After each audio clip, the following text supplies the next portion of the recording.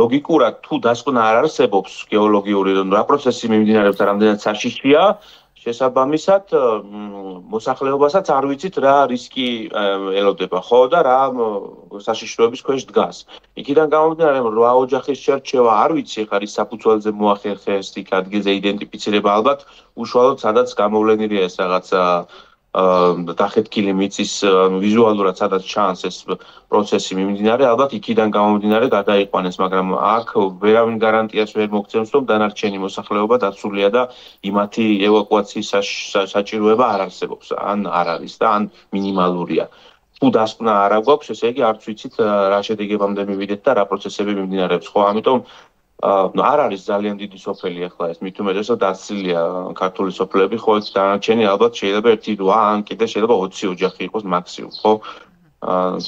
სავარაუდოდ,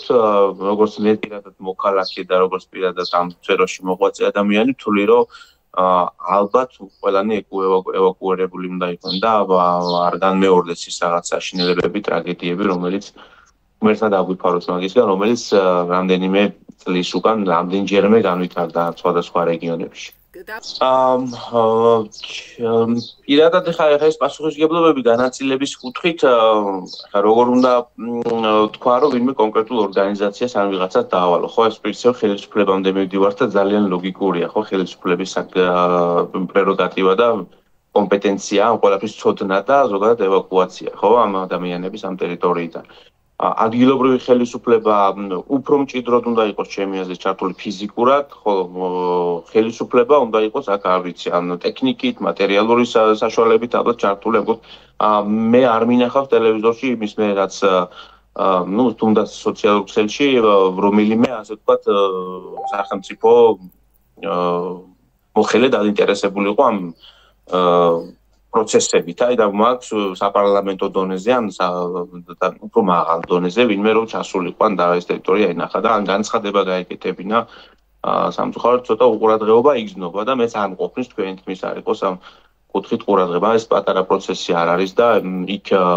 მოპირდაპირე მხარეს, ანუ ეს ციცაბო ფერდობები ერთმანეთს ესაზღვრება,